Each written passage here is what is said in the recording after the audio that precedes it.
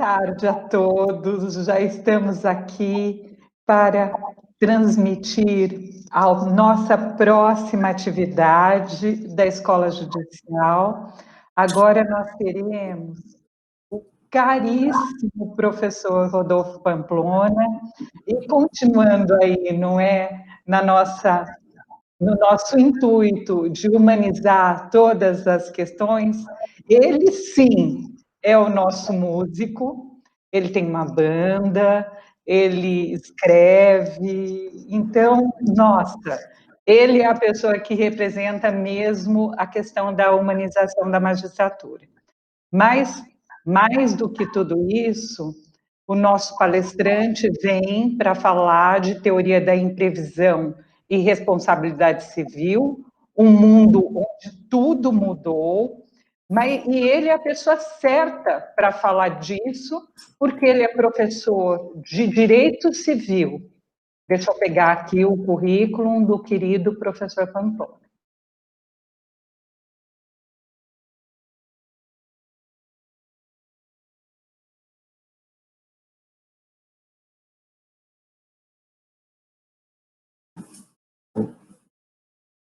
O Dr. Rodolfo Pamplona Filho é o juiz titular da 32ª Vara do Trabalho de Salvador, professor titular de Direito Civil e Direito Processual do Trabalho da Unifax, da Universidade de Salvador. É professor adjunto da graduação e pós-graduação, mestrado e doutorado da UFBA, Universidade Federal da Bahia. Coordenador do curso de especialização em Direito e Processo do Trabalho da Faculdade Baiana de Direito e do curso de especialização online em Direito e Processo do Trabalho. Ele tem um currículo extremamente longo, é mestre e doutor em Direito das Relações Sociais pela PUC de São Paulo, Master em Estudos em Direitos Sociais para magistrados do trabalho do Brasil na Universidade de Castilha-La Mancha, Espanha, é especialista em Direito Civil pela Fundação Faculdade de Direito da Bahia, membro da Academia Brasileira de Direito do Trabalho, tendo exercido sua presidência, da Academia de Letras Jurídicas da Bahia e do Instituto Baiano de Direito do Trabalho, além de acadêmico da Academia Brasileira de Direito Civil e do Instituto Brasileiro de Direito de Família. É isso, com a palavra, o doutor Pamplona. Bem, meus amigos, minhas amigas, bom dia a todos e todas, boa tarde a todos e todas. Eu quero agradecer aqui a oportunidade de falar para os colegas do TRT da 15ª Região, né, sobre um tema dogmático, especificamente falar sobre teoria da imprevisão, responsabilidade civil, fazer algumas reflexões sobre isso, mas agradecer muito aí o convite. Para mim é um prazer estar, ainda que virtualmente, com todos e todas, né, em especial com a colega, a doutora Maria Inês Correia de Cerqueira, César Taga, né, deixar tudo registrado aqui, bonitinho, porque eu fico ansioso pela oportunidade da superação desse período pandêmico para que eu possa estar presencialmente com vocês. Acho que eu estou sentindo uma falta terrível do contato presencial, né? A gente fica confinado, restrito, quem diria, né, que o improvável, né, o impossível aconteceu se alguém chegasse em dezembro com uma teoria apocalíptica de que nós iríamos passar mais de 100 dias confinados, ninguém iria levar a sério ou acreditar, e isso aconteceu. Então, estamos vivendo um período realmente complexo, realmente complicado. Quando a gente fala paradigmático, ou seja, com novos modelos a ser construídos, realmente é algo que a gente precisa se reinventar. e fiquei aqui encantado, estava aqui nos bastidores vendo a banda, depois vendo a colega, que eu fiquei absolutamente encantado, né, com a elasticidade, que beleza, né? Então, acho sensacional quando as pessoas manifestam seus talentos. Eu estou na Justiça do Trabalho há 28 anos, desde 1992, né, como magistrado desde 95, né? Então, a gente poder ter a oportunidade de exercitar os nossos talentos ou dons e compartilhar com os colegas é muito legal. Eu fiquei encantado, adorei mesmo e quero conhecer cada um e cada uma pessoalmente ou rever cada um e cada uma pessoalmente quando for possível. E estamos falando para juízes do trabalho, para colegas da Justiça do Trabalho. Então, eu resolvi, então, aqui fazer também uma contribuição artística, né? Falar um pouquinho sobre trabalho na pandemia, né? E eu estou lançando agora meu 5º livro de poesia, que se chama Poesia na Pandemia. Eu, nesses períodos confinados, sentei, escrevi alguma quantidade grande de poemas. Vou compartilhar uma aqui agora, né? Que aí fica como nossa primeira inspiração. Trabalho na pandemia. Nada do que foi será de novo do jeito que já foi um dia. E o trabalho mudou para ficar a mesma coisa. Tempos tristes de adaptação para os limites da exploração. Home office, banco de horas, do salário redução, do contrato suspensão. Uso e abuso do computador, nos braços e olhos só dor, músculos levados à exaustão, nervos expostos à pura tensão, no remédio final da solução pelo mal, da aceitação social, do assédio moral. Na verdade, eu tenho visto isso, eu tive a oportunidade de servir a comunidade nesse período através das lives, né? Eu fiz mais de 280 lives, então eu estou já experiente nesse ponto de dialogar com colegas de diversas áreas do trabalho, de civil, da área criminal, né? E também da área da filosofia, da área da música, da poesia. Tem sido, sabe, uma oportunidade interessante de dialogar. Só que a proposta hoje é falar um pouco sobre aspectos dogmáticos, né, referentes à teoria da imprevisão e aspectos da responsabilidade civil. E aqui, na verdade, eu vou fazer alguns links para que a gente possa aproveitar ao máximo e, eventualmente, ter na participação ou eventuais perguntas dos colegas algumas ilações ou reflexões que nós possamos auxiliá-los para a formação do seu convencimento. Vamos falar um pouco sobre teoria da imprevisão, né? Explicar o que é isso do ponto de vista da dogmática civil, né? Quando se fala sobre teoria da imprevisão, o referencial teórico natural é a Lei Fayot do começo do século XX, né? Em que estamos saindo de uma guerra, e de certa forma estamos numa guerra com um inimigo feroz, porém invisível e silencioso, mas naquele momento, na saída da Primeira Guerra Mundial, nós estávamos ainda com uma dogmática civil, né, de aplicação estrita de determinados aspectos de interpretação como dogmas mesmo, e não como postulados.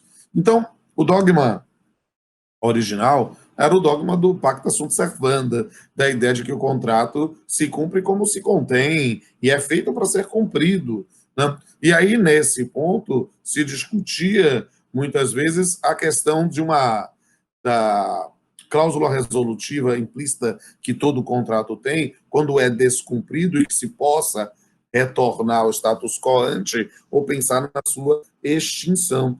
Só que os contratos são feitos para ser cumpridos, mas em função da equação econômica no qual foram celebrados. A ideia que é tão cara para a dogmática civilista contemporânea, né, que trabalha muito a função social do contrato, a boa-fé objetiva, mas também a equivalência material, como todo contrato tendo uma equação econômica na qual as partes estão vinculadas. Essa ideia que hoje é assentada, mas no início do século XX ainda parecia estranho, embora os fundamentos da teoria da imprevisão possam ser encontradas em construções romanas. Né? Quando nós falamos na ideia de que o contrato tem uma equação econômica que precisa ser cumprida, fatos supervenientes, desproporcionais, inevitáveis, que geram uma modificação dessa equação econômica, deveriam autorizar não seu descumprimento, mas a sua extinção. E essa é a ideia fundamental da teoria da imprevisão. Dizer que o contrato deve ser cumprido como se contém, pacta sunt servanda, mas ele tem, de forma implícita, uma cláusula que é presente em toda avença de trato sucessivo, que é, a expressão romana, a cláusula rebus sic stantibus, ou seja, o contrato se cumpre como se contém, enquanto as condições continuam as mesmas. Situações imprevisíveis, absolutamente inevitáveis, que mudem a equação econômica desse contrato, podem permitir a sua extinção, quiçá a sua revisão. Essa é a ideia fundamental do início do século XX, para se reconstruir a teoria da imprevisão na contemporaneidade. Perceba, meus amigos, percebam, minhas amigas, que isso é algo que foi sendo incorporado na prática, muitas vezes por construções jurisprudenciais. As pessoas esquecem, por exemplo, que correção monetária só vai ter previsão legal específica lá pelos anos 60. E toda a construção anterior foi jurisprudencial justamente pela possibilidade de rediscutir o contrato por causa de situações absolutamente imprevisíveis, porque o Código Civil 16 não tinha uma menor sombra pálida de palavra ou menção sobre a atualização monetária. Lá, a ideia mesmo era de um nominalismo quando se estabeleceu uma relação, um mútuo feneratício, um contrato de empréstimo a juros, mas perceba, com os valores nominais. Os juros eram os acréscimos decorrentes do negócio jurídico. Mas a atualização foi construção originalmente da jurisprudência, com base na teoria da imprevisão, e depois com construção legal. Por que eu quero mostrar isso? Na verdade, para mostrar que muito da disseminação da ideia de revisão contratual se deu pela força criadora da jurisprudência. Mesmo com o Código Civil vigente à época, não dizendo nenhuma palavra. E nós só vamos ver isso como uma ideia de revisão em 94, com o Código de Defesa do Consumidor, e com o Código Civil de 2002, a teoria da imprevisão é incorporada como direito positivado a partir da sua premissa originária, como de motivo para extinção da relação contratual quando houver uma modificação substancial das condições e que não seja mais razoável a continuidade da avença. Tanto que a expressão utilizada no Código não é nem teoria da imprevisão, nem cláusula rebus sic stantibus, mas sim resolução por onerosidade excessiva. Dizer que o contrato é, sim, feito para ser cumprido, ele deve ser cumprido da forma que se contém. Mas se houve uma modificação substancial das relações jurídicas, da equação econômica, em função de fatos supervenientes, é possível cessar a relação contratual a partir deste momento, né, com a mudança da equação econômica e sem pagamentos de indenização. É puramente direito civil aqui, claro, né? E aí, o que é que o próprio Código Civil faz? Fazendo uma homenagem à ideia de revisão que estava lá no CDC, mas homenageando em especial um princípio caro da teoria geral do negócio jurídico, da teoria geral do fato jurídico, que é o princípio da conservação do negócio jurídico, Estabelece-se lá que, em vez de se fazer a resolução, pode a parte que foi beneficiada com a desproporção oferecer valor equivalente para reequilibrar a equação econômica e continuar a avança. Essa é a base da teoria da imprevisão para as relações contratuais como um todo. No campo da responsabilidade civil, a ideia da teoria da imprevisão, ela se manifesta justamente nos conceitos de força maior e caso fortuito, mas vamos dar prioridade à força maior por causa da previsão específica lá da CLT que a gente vai fazer a adequação, né? Especificamente quando a gente pensa no evento imprevisível e inevitável que quebra o nexo causal do descumprimento. Nós não temos um inadimplemento culposo, mas sim um inadimplemento fortuito decorrente de um fato imprevisível ou inevitável. E, nesse ponto, cessando o dever de indenizar em função dessas circunstâncias. Ou seja, quando verificamos uma mudança da equação econômica de forma tão substancial que cessa-se a relação contratual sem indenização ou cessa-se uma hipótese de responsabilidade civil aquiliana porque o fato não é imputável de forma culposa ao suposto credor ou devedor, mas sim, nessa circunstância, há um fato absolutamente imprevisível e inevitável, quebrando o nexo causal e não havendo o dever de indenizar. Essa é a base para se compreender teoria da imprevisão e também a noção dessa aplicação para a responsabilidade civil.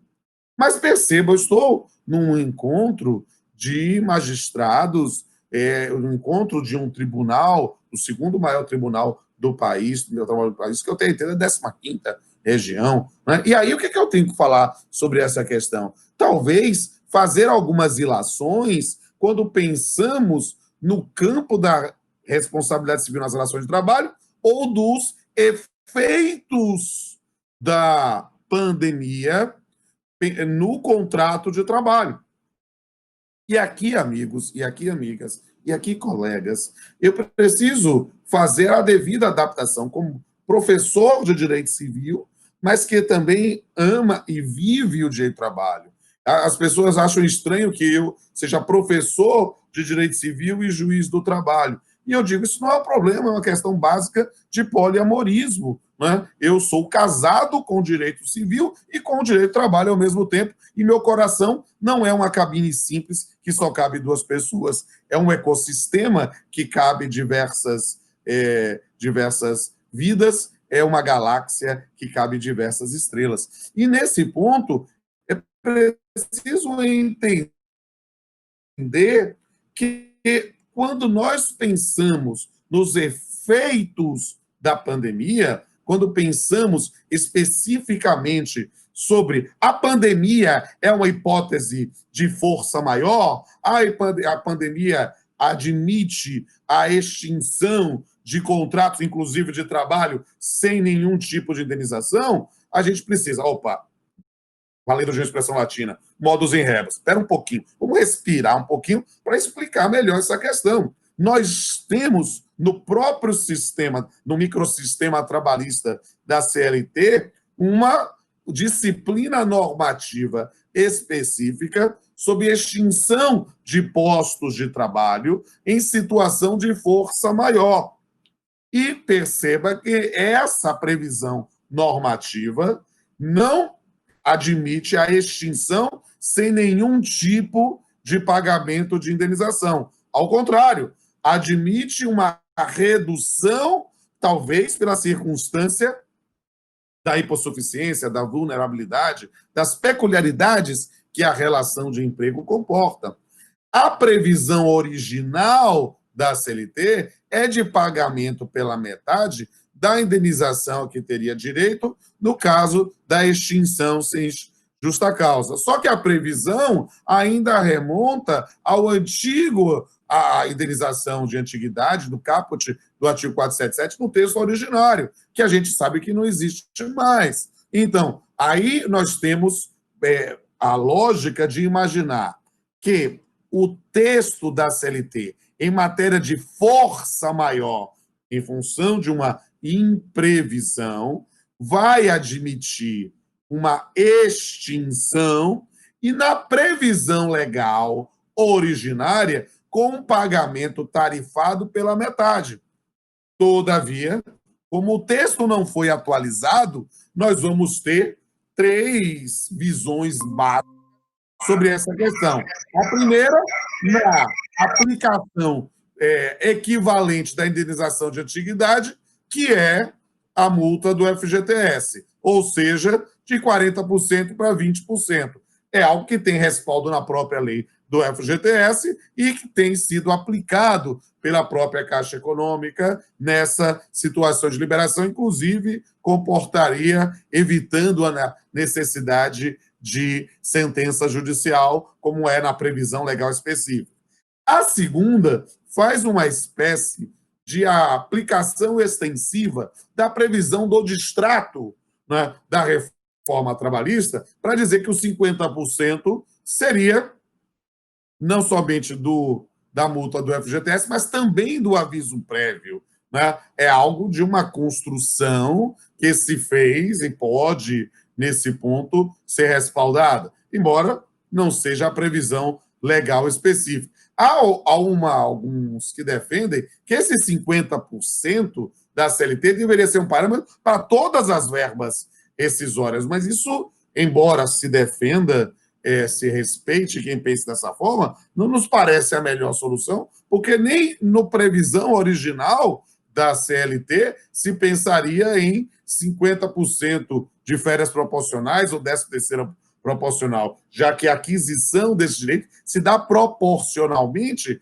ao tempo de serviço. Mas vá lá, há quem defenda. E há quem queira aplicar estritamente a previsão ou a concepção de força maior decorrente da imprevisão do direito civil ao campo das relações de trabalho, permitindo uma extinção sem nenhum pagamento. Claro que há sempre espaço para reflexão, mas não me parece, e eu digo isso sendo um civilista raiz, não me parece a melhor solução, não somente por uma ideia de insensibilidade à condição do trabalhador, mas por uma circunstância dogmática. O próprio CLT admite que essa extinção por força maior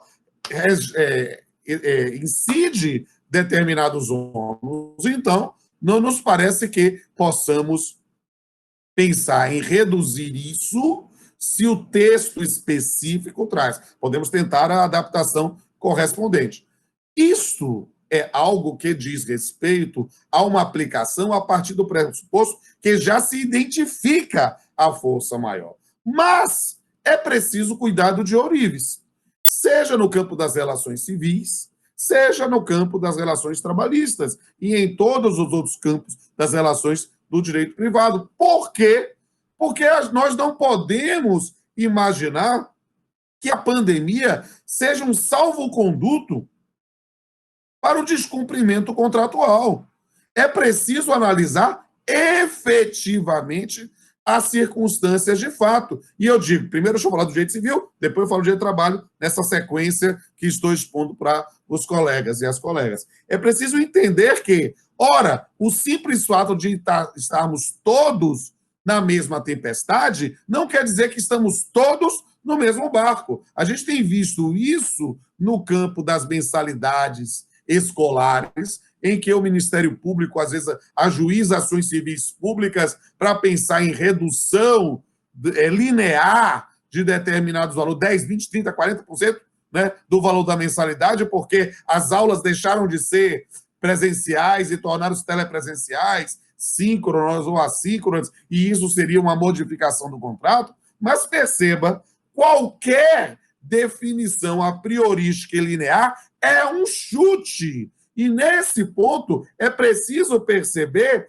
que nem todos estão no mesmo barco. É preciso perceber que a prestação de serviço não foi cumprida da forma originalmente pactuada, porque efetivamente foi de uma conduta imputável ao contratante, ou foi especificamente por uma ingerência da administração pública, por uma impossibilidade de locomoção. E aí nós temos que verificar que pessoas que não tiveram, e note a lógica da summum ius, summum iuria, da redução linear, como ela pode ser injusta. Ela vai abranger tanto o indivíduo que não teve nenhum tipo de modificação da sua capacidade econômica, quanto para empregados que tiveram redução de salário ou contratos suspensos, ou mesmo a extinção do posto de trabalho e estão desempregados. Então, esse campo de negociação é preciso entender justamente porque a teoria da imprevisão não é uma fórmula mágica. Eu digo, fórmula mágica era quando eu era magro, tinha cabelo grande, né, e parecia o professor Snape de Hogwarts. E aí eu podia ensinar cruciatus, expecto patronum ou outra palavra mágica. Não, a teoria da imprevisão não é uma palavra mágica. E isso exige um estudo da equação econômica do contrato para poder verificar a prestação. Por quê? Porque nós temos aí atividades econômicas que não tiveram nem a menor sombra pálida de abalo econômico. Farmácias, mercados, instituições financeiras, empresas de delivery. Então, é preciso analisar especificamente isso quando nós pensamos nas relações civis stricto sensu, tanto também quanto nas relações trabalhistas. E isso é algo que está no nosso dia a dia quando falamos nos acordos judiciais pré-pandemia, em que o indivíduo agora, se eu estou tendo agora que pagar, receber menos na mensalidade escolar, eu também tenho que pagar menos no valor do acordo judicial. Alto lá!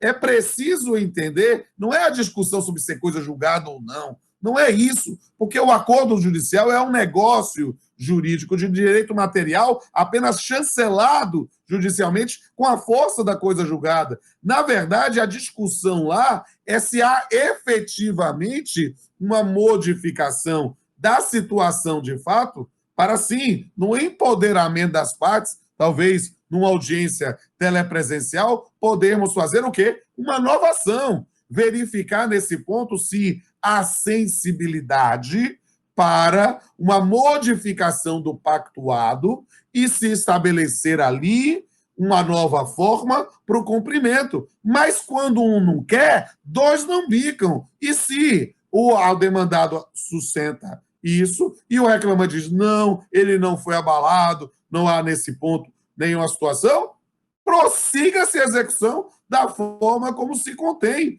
E se não achou dinheiro, execução frustrada. A discussão é para verificar efetivamente a situação de fato, porque dinheiro não dá em árvores. Discussão. A gente faz Bacen Jude, a gente faz na Jude, a gente faz Bacen Jude agora virou Passis Bacen. Mas não importa, a gente usa os mecanismos que estão à nossa disposição. Se não temos como verificar, o campo da negociação é o caminho. Por quê? Porque o risco de toda atividade econômica é de quem o assume. E isso não é só uma aplicação do artigo 2º da CLT, é uma compreensão quando o indivíduo também faz um acordo judicial. E aí nós temos uma visão mais ampla para poder pensar na aplicação da teoria da imprevisão, inclusive na nossa atividade como magistrados no controle judicial dos nossos acordos. A priori, não há direito subjetivo de modificação do pactuado. Há, sim, um momento em que há um empoderamento das partes e o magistrado não deve ser insensível a isso, e para que possam ter uma negociação, uma audiência telepresencial mediada pelo magistrado para ver se é possível haver uma readequação. Não sendo possível porque uma das partes não quer, execute-se e prossiga-se, né? Cada um paga a sua e a inimizade continua. Eu acho que já falei o suficiente, mas eu estou à disposição dos colegas e das colegas para tirar dúvidas sobre qualquer assunto relacionado ao direito civil. Eu posso dar uma ênfase também, porque eu fiz a exposição no link da teoria da imprevisão da responsabilidade civil, mas eu estou me coçando para falar, por exemplo, sobre a responsabilidade civil decorrente da Covid, em função da decisão do Supremo. Eu tenho um monte de coisa aqui, mas eu sou um bom menino e quero me comportar aqui. O que a doutora Maria Inês disser, eu faço. Devolvo a palavra para a doutora Maria Inês.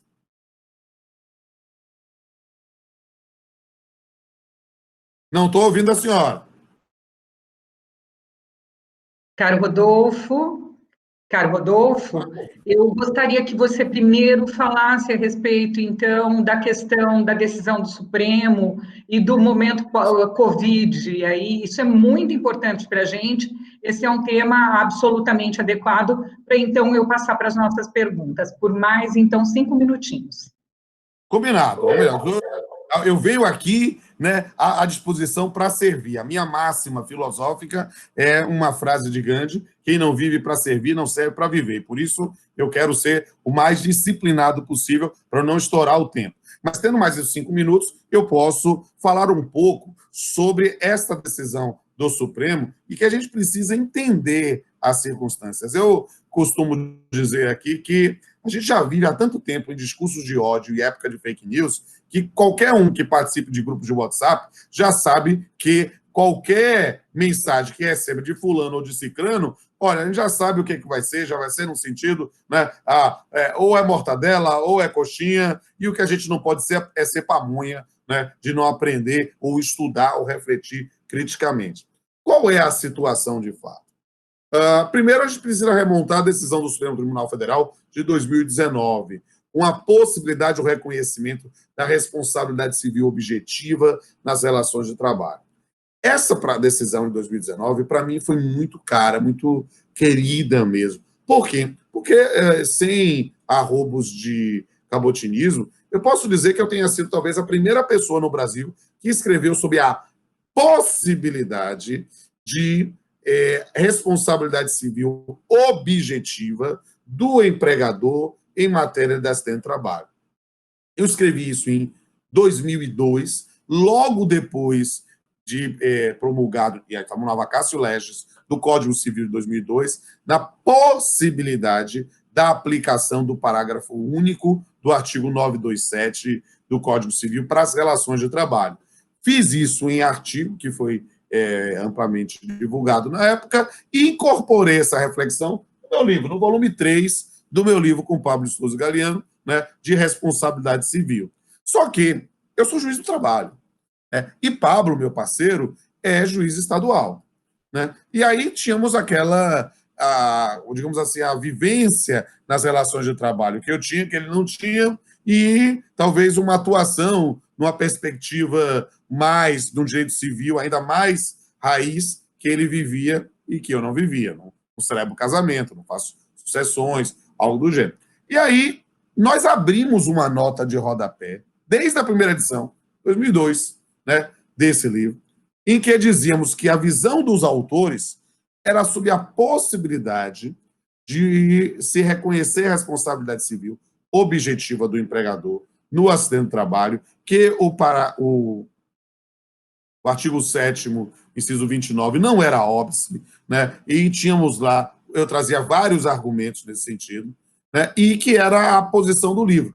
Mas puxamos a nota de rodapé para dizer que esse posicionamento está lá até hoje. Eu tenho orgulho dessa nota de rodapé. Esse posicionamento era mais originário da vivência de Rodolfo Pamplona como juiz do trabalho do que da visão de Pablo Stoso como juiz estadual, que via mais simpatia com a responsabilidade civil subjetiva. Ou seja, a gente saiu do armário total nessa nota de rodapé para explicar o que a gente defendia. Só que, por que eu falei de fake news? Porque eu fico espantado.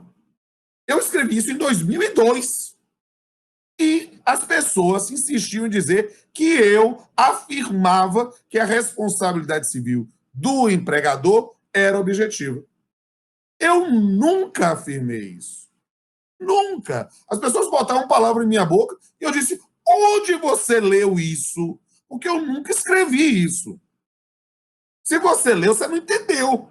Eu disse que ela pode ser. Eu não disse que ela é. Porque, na verdade, é preciso entender a técnica do Código Civil de 2002.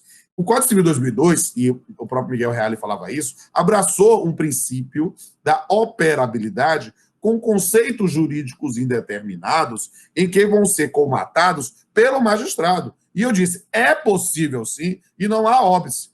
E nesse período de 2002 até 2019, a gente via afirmações em todo sentido. Tiro para todo lado, abaixa que vem tiro. É isso mesmo. E aí o que acontece? O Supremo, em 2019, decidiu exatamente como eu afirmava em 2002, ou seja, da possibilidade de haver uma responsabilidade civil objetiva por um risco acentuado com base no parágrafo único do artigo 927. Não dizer que é. E por que eu estou falando tudo isso? Porque, dentro dessa pandemia de medidas provisórias que vivemos, a MP 927, que acabou caducando, né? A MP 927, que trazia uma série de atos unilaterais,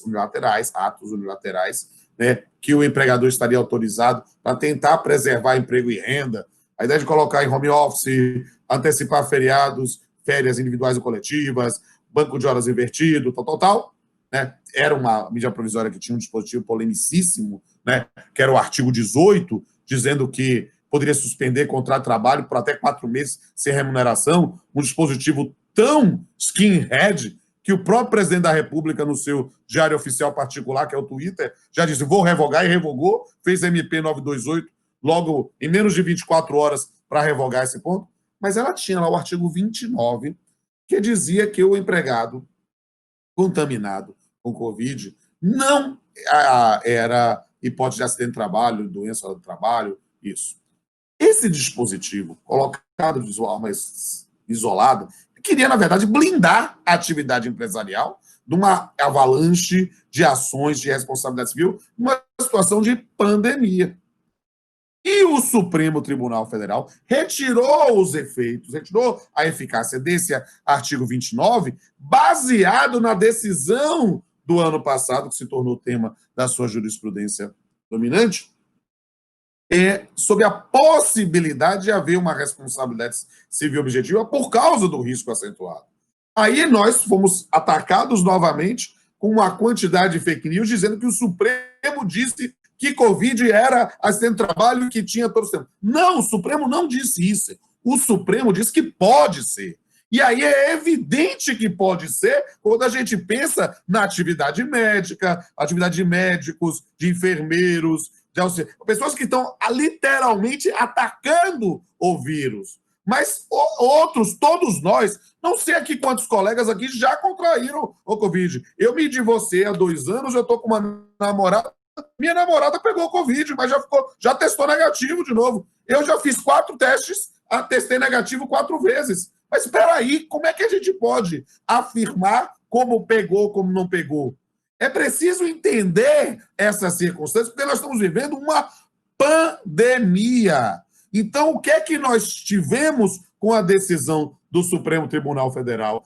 E, naturalmente, com a própria caducidade da MP 927. Um retorno ao status quo ante, na previsão da Lei 8.213. Claro, a previsão lá é para epidemia, porque a gente nunca tinha vivido uma pandemia. Mas, mutatis mutandis, é a mesma coisa. É a lógica que é preciso demonstrar o nexo de causalidade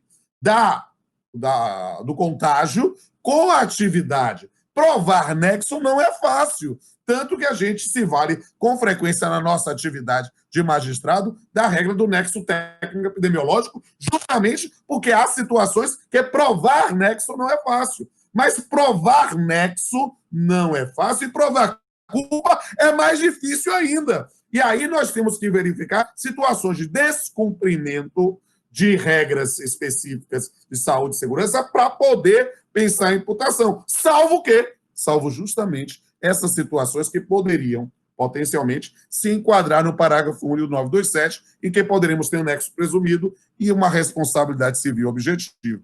Esse é o estado de coisas. Desculpe se eu passei dos 5 minutos, eu falei 8, me perdoe, mas eu tento ser um bom menino. As pessoas dizem que eu sou tão metódico, tomo sopa de letrinhas em ordem alfabética, mas é justamente para poder cumprir o tempo. Não, não, perfeito, perfeita essa consideração. Imagina um serviço de saúde aí no interior do Brasil, não é? Sem dar equipamentos de proteção individual absolutamente adequados, não é? Eu tenho, essa ponderação é excepcional. Mas aqui agora vamos para as perguntas super importantes. A questão dos acordos e da flexibilização dos acordos está bombando aí no nosso chat, não é? Mas tem aqui eu não uma estou com pergunta. acesso ao chat, então... Não se preocupe com isso. Nós estamos aqui, inclusive, filtrando para juntar, porque são tantas questões, e era isso que nós estamos fazendo aqui, com o apoio da Escola Judicial e com os colegas que vão, inclusive, amanhã participar das oficinas. Fala, Rodolfo. Eu não tinha base. Só temos colegas aqui na sala, eu não sei, porque eu tô pelo... Só temos colegas magistrados, é um encontro de magistrados, é o nosso encontro anual. Então eu digo na boa, eu sou colega de vocês. Eu não tenho o menor pudor, pode anotar meu telefone, pode mandar mensagem para mim via WhatsApp, via Instagram, Twitter, Gazag, Plaxo. Eu só não estou no Tinder, mas pode...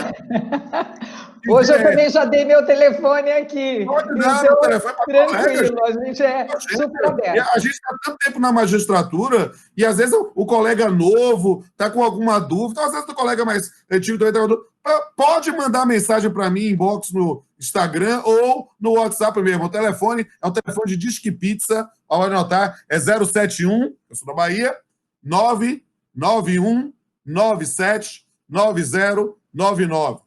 Para mim vai ser um prazer estar aí com você. Essa aí, inclusive, para a Escola Judicial, disponibilizar no chat. Mas, olha, o que nós temos aqui agora, perguntas super importantes, é o seguinte. O Firmino, ele pergunta o seguinte: os contratos de concessão pública comportariam a aplicação da teoria da imprevisão em face do desequilíbrio da relação econômica, especialmente os de transporte público? Olha, quero mandar um abraço para o colega Firmino, que eu tive a honra de dividir os microfones com ele, nós cantamos um tango, é uma figura muito gente boa. E, Firmino, olha, essa é uma questão que é interessantíssima. Por quê? Por causa das peculiaridades dos contratos com a administração pública. Nós sabemos que há toda uma construção dogmática, que não admite nos contratos com a administração pública a exception non adplet contractus, né? Nós não admitimos esse ponto por causa da ideia da prestação do serviço público, mas é algo que é levado, tem que ser dentro do campo da razoabilidade. Então, especificamente, é possível trazer a discussão da imprevisão, naturalmente, no campo da cessação em uma situação extrema, né? Mas a revisão... Aqui nós estamos dentro do princípio da legalidade mesmo. Não dá para modificar o conteúdo de uma relação contratual. Soaria como um voluntarismo que não é devido dentro de um sistema republicano em que nós temos literalmente uma preservação do erário público, né, para pensar na discussão do contrato. Agora, os efeitos desses contratos, para efeitos trabalhistas especificamente, é possível sim. Lembra apenas dessa peculiaridade, né? Há todo um sistema, né, de proteção ao contrato público, não por ser público, administração pública, não, porque é justamente pela prestação do serviço público que somos todos destinatários. Não sei se respondi totalmente, se não, pode complementar a pergunta. Bom, tem aí uma questão aqui que diz muito respeito à questão da prova. Há realmente alguns setores da economia que foram absolutamente prejudicados pela pandemia, há outros que claramente cresceram, como os supermercados e as farmácias, você mesmo disse. Mas vamos pensar, e aqui isso está muito recorrente no chat, Vamos pensar naqueles setores da economia que realmente foram extremamente afetados pela pandemia, que até fecharam durante 5 ou 6 meses. Eu vou dizer aí um setor, salões de cabeleireiro, não é? Seria possível que o juiz, nesses casos, em não havendo possibilidade de novos acordos, em que se as pessoas não chegassem a bom termo, reduzisse parcelas e retirasse multas? Bem, vamos separar aqui Jack Stripador por partes. Eu digo o seguinte, nós precisamos valorizar e aí empoderar o sujeito, seja empregado ou empregador, através dos seus advogados, e exortar uma solução negociada. Essa é a premissa. Para quê? Para que a gente não queira, digamos assim, surpreender em função de uma determinada expectativa, em função do que foi pactuado, de que foi homologado pelo juízo. Então, a priori, nós temos que cumprir o que foi pactuado e sem nenhum prejuízo para que as partes possam modificar isso e o magistrado ou a magistrada vai dar a chancela correspondente, já que partimos do pressuposto de manifestações idôneas de vontade. Ponto. Mas, como eu falei, quando um não quer, dois não bicam.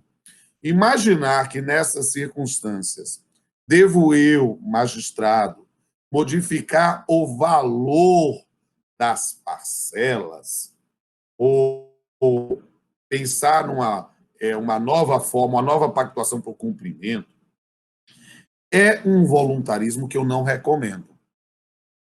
Por quê? Porque nós temos uma manifestação da vontade ali estabelecida. Ao você defender isso, meu colega, minha colega, eu não sei, você está abrindo aso para que daqui a pouco a gente dizer, olha, então para as farmácias ou para os mercados, eles estão agora com capacidade econômica, ou eu estou vendo o banco, está tendo o lucro aqui, fez um acordo em 5 parcelas, agora eu quero que faça em 2. Espera aí. A gente não deve se imiscuir a priori nesse ponto, no que diz respeito ao conteúdo da parcela. Me parece o melhor posicionamento, ou talvez o mais seguro. Em relação, aí eu faço 2 ressalvas, tá? 2 ressalvas. A mais fácil de aceitar. Se for demonstrado efetivamente, como a minha colega Maria Inês colocou, é realmente aquela empresa que parou, que é o salão do cabeleireiro, é o barzinho, o restaurante que, por causa do lockdown, não pode funcionar, não está podendo fazer delivery, está parado realmente. Nessa circunstância, se você demonstra efetivamente que ele não pagou, porque não tem mais atividade, perceba, não tem dinheiro a priori. Você poderia, esse é mais fácil, sim, sobrelevar a cláusula penal. Por quê? Porque aí, desculpe, é o justa Roots falando. Aí é o civilista Roots falando para o trabalhista. Né? O que é cláusula penal? A gente esquece qual é a natureza de cláusula. Cláusula penal é uma pré-tarifação de perdas e danos. Ou seja, é um valor que se paga pelo descumprimento pactuado. Não se atrasou um dia ou atrasou 100 dias. Incide, ipso facto, não discute se teve prejuízo ou não.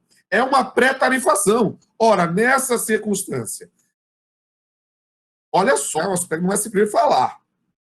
Há uma demonstração efetiva de que houve essa situação decorrente da pandemia. Claro que há pontos que pode presumir, a atividade está fechada, né? O indivíduo não está com nenhum tipo de atividade econômica, ela está lá cheia de dívida, você pode afastar a cláusula penal e executar as verbas. Previsão legal específica? Não tem previsão legal específica para isso. Né? Nós temos a natureza da cláusula penal. O que é que pode ser feito? Eu tenho visto colegas fazer, não sou simpático com a ideia. Nos meus 25 anos como magistrado, só fiz isso uma única vez. Não há previsão legal para isso, ao contrário, há vedação legal para isso. Né? É uma aplicação analógica. Se você está vendo que é uma situação do sumo ius, sumo iuria, que seria absolutamente incompreensível a resistência do autor, do empregado, isso, você poderia fazer uma aplicação analógica à previsão da execução do judicial, mandar fazer o pagamento de 30%, o restante em 6 parcelas, com juros e correção monetária.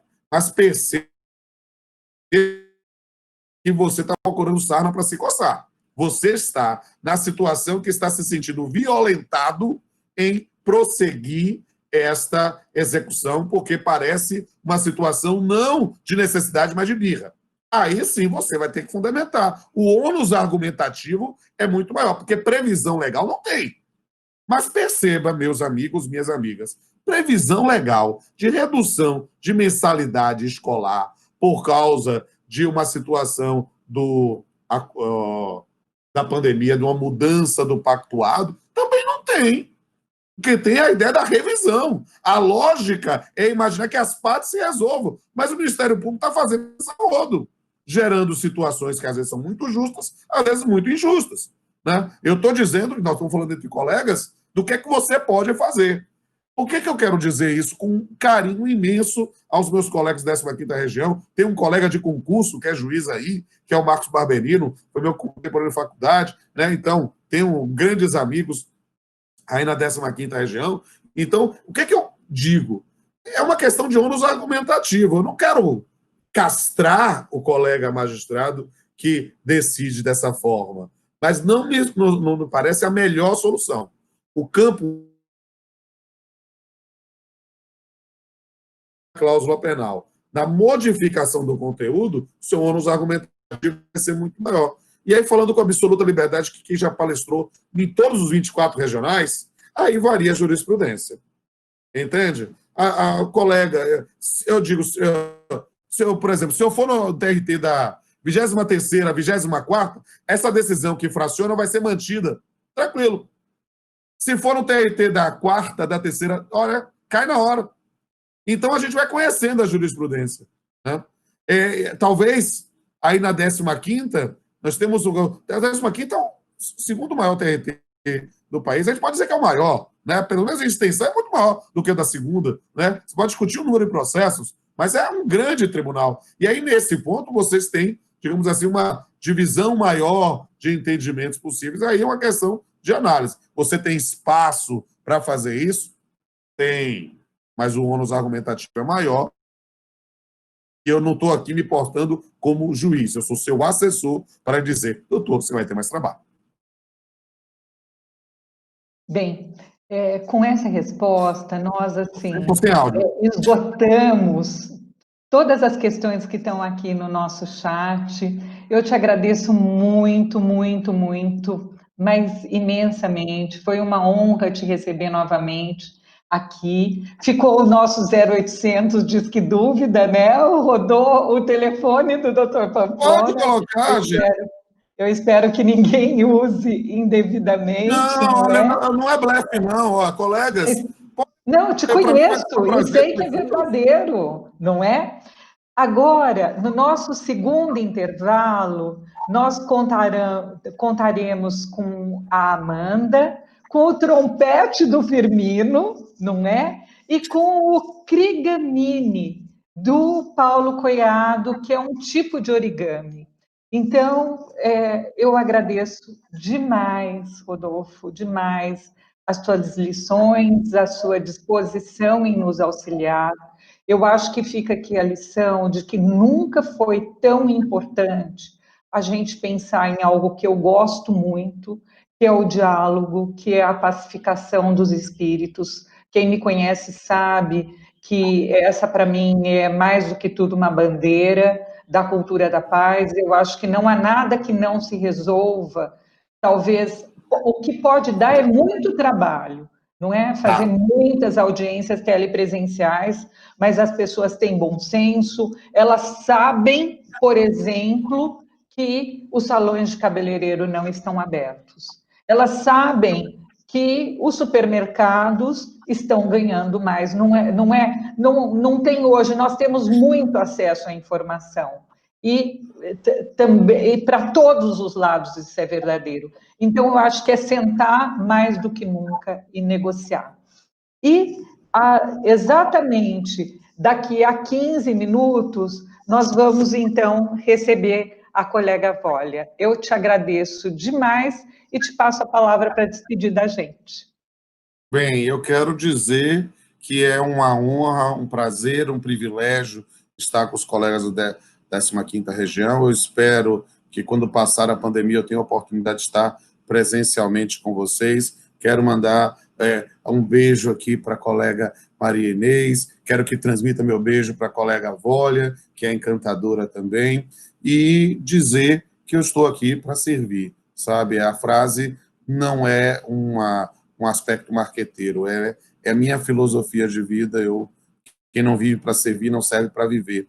E sim, estou doido para ver o Firmino tocando trompete, eu preciso ver isso, né? Mas eu queria, talvez, falar sobre poesia, né? Porque a gente fica pensando com a poesia na pandemia. E aí eu me despeço assim: na inspiração da solidão, surgem visões ou reflexões, até mesmo explicações para novas canções. É na alma ou na tristeza que os pensamentos encontram a certeza de que a beleza superior pode estar no nosso interior. Sejamos vivos e sempre prontos.